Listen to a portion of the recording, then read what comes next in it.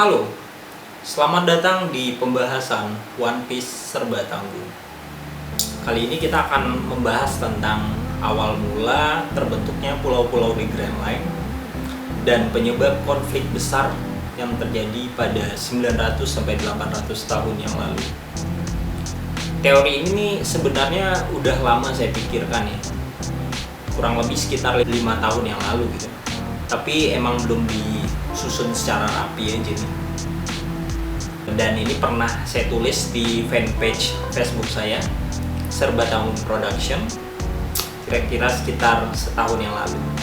Bagi teman-teman yang suka baca, silakan kunjungi link yang saya berikan pada deskripsi.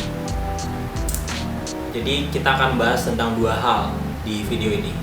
Yang pertama tentang awal mula terbentuknya pulau-pulau di Grand Line.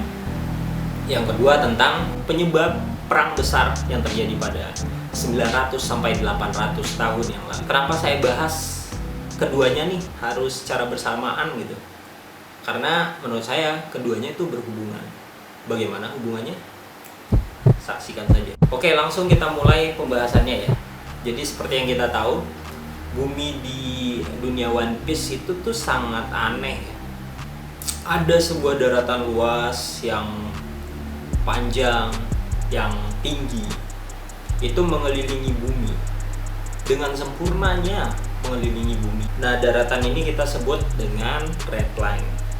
Tepat tegak lurus dengan red line itu ada lautan yang tidak kalah anehnya, kita mengenalnya sebagai Grand Line. Grand Line ini nih dibagi menjadi dua bagian yang dipisahkan oleh red line tadi ya. Grand Line bagian pertama kita kenal sebagai Paradise, dan bagian keduanya kita kenal sebagai New World. Para bajak laut berbondong-bondong mengarungi Grand Line itu setelah Roger yang dikenal sebagai Raja Bajak Laut berkata nih sebelum dia dieksekusi mati. Dia bilang begini, "Harta karunku, jika kalian menginginkannya, ambillah. Aku meninggalkannya di suatu tempat. Aku meninggalkan semua hal yang paling berharga di dunia ini di sana." Nah, konon harta Roger tadi ditaruh di satu pulau terakhir di Grand Line. Karena itu para bajak laut berbondong-bondong mengarungi Grand Line. Nah, dengan membludaknya bajak laut di dunia ini, akhirnya era itu dikenal sebagai era keemasan bajak laut. Tapi mengarungi Grand Line itu tidak mudah ya. Selain arus dan angin yang ekstrim, cuaca yang tak menentu, ada satu hal lain yang janggal yang menyulitkan dalam pelayaran di Grand Line, yaitu medan magnet yang dimiliki oleh tiap pulau-pulaunya. Di chapter 105, Crocus menjelaskan kalau pulau-pulau di Grand Line itu memiliki kekayaan mineral yang sangat berlimpah. Oleh karena itu, tiap pulaunya itu memiliki medan magnet sendiri. Itu sebabnya kompas biasa tidak bisa bekerja di lautan ini. Untuk mengakali hal itu, para pelaut yang berlayar di sana itu menggunakan yang namanya logos, sebuah kompas khusus. Bagaimana sih kerjanya kompas? Kenapa di Grand Line yang pulau-pulaunya bermedan magnet kompas tidak berfungsi dengan baik? Kompas itu tuh bekerja dengan prinsip magnet. Jarum kompas itu adalah sebuah magnet tipis yang peka terhadap medan magnet bumi.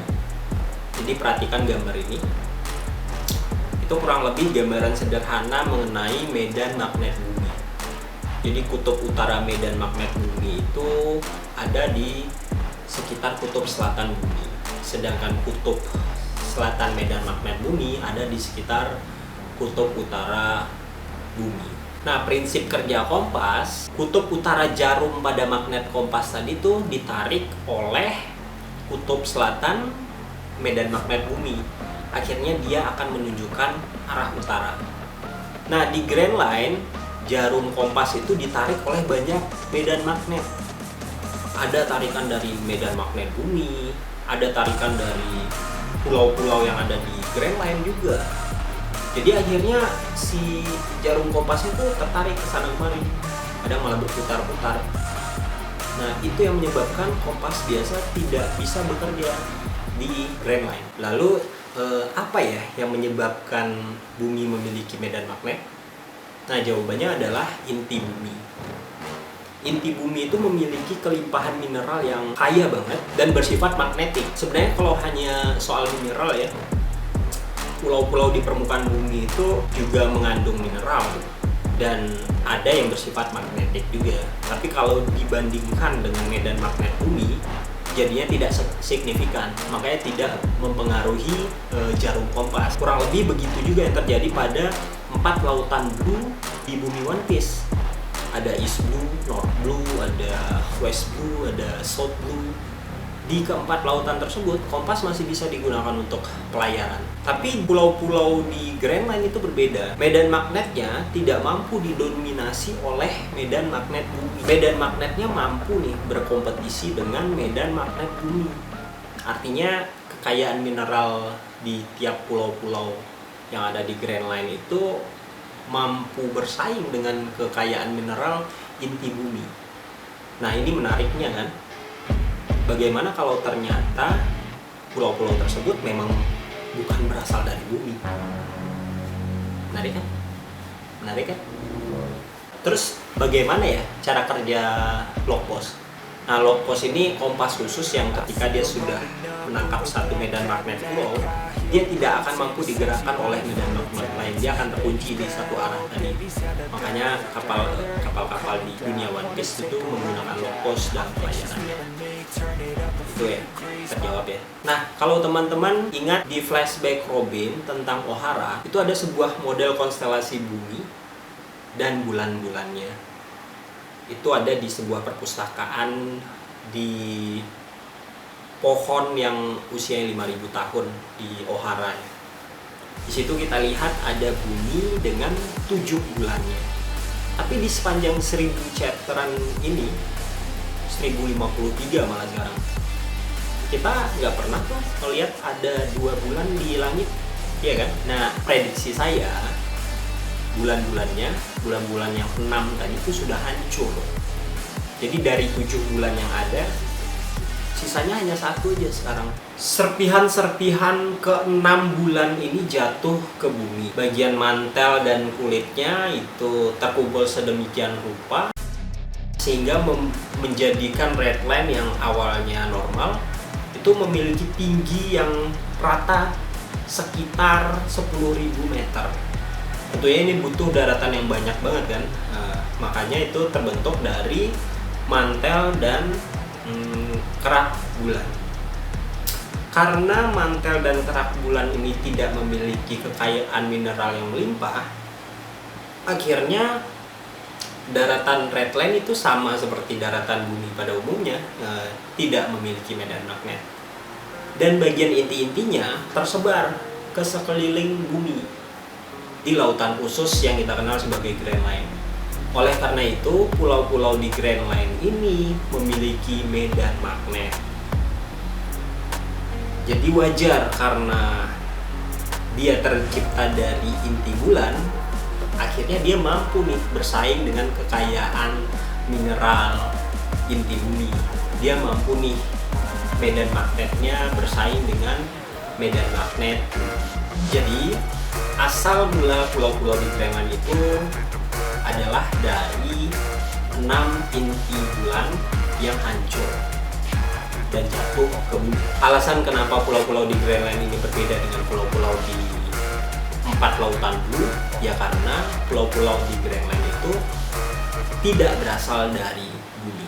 Kita masuk ke pembahasan kedua, yaitu penyebab perang besar yang terjadi antara 900 sampai 800 tahun yang lalu. Ayo kita sama-sama ingat cover story Enel. Di cover story tersebut, Enel melakukan penjelajahan ke bulan. Jadi di bulan dia menemukan sisa-sisa kehidupan. Dan perhatikan gambar ini.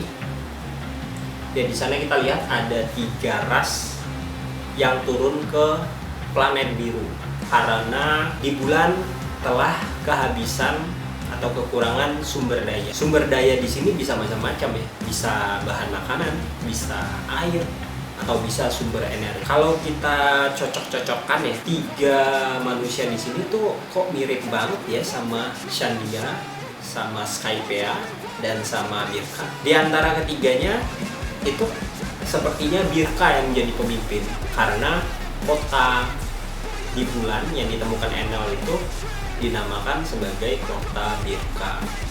Dari cover story tadi, jadi sangat beralasan jika kita menduga bahwa 6 bulan yang hancur tadi itu memiliki manusia-manusia bulannya. Tapi manusia-manusia bulan tersebut bermigrasi sebelum bulan-bulan itu hancur. Akhirnya mereka turun ke bumi. Dan ini menjawab pertanyaan di kepala kita. Kenapa di bumi One Piece itu rasnya sangat beraneka ragam ya? Misal kayak King dari ras Lunarian, kita bisa mencurigai kalau dia itu salah satu ras dari ras manusia bulan yang turun. Terus ada manusia ikan, ada kurcaci, raksasa, Kozuki, ras tangan panjang, ras kaki panjang, ras leher ular, dan beberapa ras minor lainnya. Ya mungkin aja itu berasal dari 6 bulan yang hancur tadi. Jadi mereka bermigrasi ke bumi. Lalu kira-kira kapan nih hal itu terjadi? Kapan bulan-bulan tadi hancur? Nah, kalau kita lihat timeline-nya, pohon perpustakaan Ohara itu umurnya sudah lebih dari 5.000 tahun. Berarti kalau misalkan konstelasi bumi dan bulan-bulannya tadi diciptakan pada masa itu, kemungkinan 5.000 tahun yang lalu bumi masih memiliki 7 bulan. Nah, berarti kehancuran bulan-bulan tadi ya kurang dari 5.000 tahun yang lalu. Nah, secara umum manusia-manusia yang berasal dari bulan tadi tentu memiliki peradaban yang lebih maju dibandingkan manusia asli bumi. Karena mereka mampu melakukan penjelajahan luar angkasa. Tapi itu secara umum ya. Karena kalau misalkan di satu bulan ini memiliki 3 ras dan hanya satu ras yang peradabannya sangat maju, ras lain yang peradabannya tidak begitu maju bisa menumpang kapal ruang angkasanya ras lainnya gitu. Atau bisa juga karena sibuk berperang, mempertahankan diri, jadi tidak sempat untuk menurunkan atau mewariskan pengetahuannya ke generasi selanjutnya. Akhirnya terjadi degradasi peradaban dari generasi ke generasi. Ras Shandia yang turun ke Pulau Jaya itu dikatakan mencapai puncak kejayaannya sekitar 1.100 tahun yang lalu dan mengalami keruntuhan sekitar 800 tahun yang lalu. Jadi sangat masuk akal jika mereka menciptakan peradaban yang maju. Karena ras Shandia ini di cover story Enel itu terlihat seperti scientist atau engineer. Oleh karena itu mereka memiliki peradaban yang maju. Tapi seiring berjalannya waktu terjadi degradasi peradaban dari ras Shandia tadi karena mereka sibuk mempertahankan diri dari serangan luar. Di Skypea diceritakan bahwa memang mereka berhasil memenangkan perang melawan orang-orang luar yang menyerang Shandia. Tapi yang diderita mereka adalah kehilangan banyak orang dan akhirnya ya penurunan pengetahuan dari generasi atas ke generasi bawah itu jadi terputus. Makanya sekarang kan ras Shandia itu tuh tampak seperti ras yang primitif ya. Oh ya, dulu Shandia ini memiliki negeri Shandora ya. Itu dikenal sebagai negeri emas, kota emas ya. Sama juga ya seperti Wano ya. Wano tuh dahulu kala dikenal sebagai negeri emas, yang akhirnya kita tahu kan kepahlawanan Ryuma itu dalam menghalau penjarahan dari masyarakat luar yang ingin menjarah Wano. Nah, ya ada kesinambungan kan antara Wano Shandia. Jadi apa sih yang menyebabkan para ras manusia bulan ini diserang? Jawabannya adalah rasa iri dengki para manusia bumi, rasa serakah atas harta yang dimiliki ras manusia bulan. Juga alasan lainnya karena tampilan mereka berbeda dari ras manusia bumi. Kalau kita kaji lebih dalam ya, sebenarnya masalah klasik di One Piece itu ya tentang diskriminasi terhadap mereka yang berbeda. Nah, untuk mengatasi hal ini, muncullah kesadaran dari beberapa golongan tertentu. Mereka adalah klan D. Klan D ini adalah hasil kawin silang antara ras manusia bulan dengan ras manusia bumi. Itu sebabnya kita kenal Jaguar di Soul. Jadi Jaguar di Soul itu klan D yang tubuhnya seperti tubuh raksasa. Kemungkinan dia adalah hasil kawin silang antara manusia bumi dengan ras raksasa yang berasal dari bulan. Nah, inisial D ini bisalah kita ibaratkan sebagai simbol setengah bumi dan setengah bulan. Klan D tadi dengan warisan kekayaan peradaban bulan akhirnya mampu membuat sebuah negara yang atau kerajaan yang sangat makmur gitu. Kita sebut saja kerajaan itu sebagai Ancient Kingdom.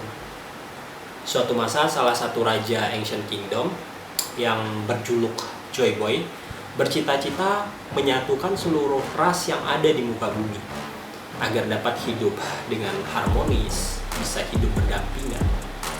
Jadi Joy Boy ini berjanji pada Putri Duyung di kerajaan Ryugu untuk membawa manusia-manusia ikan itu hidup di atas, di permukaan bumi, tidak di dasar laut lagi. Nah, Joy Boy juga mungkin menjanjikan hal yang sama pada ras-ras lainnya gitu, yaitu hidup harmoni dalam perbedaan.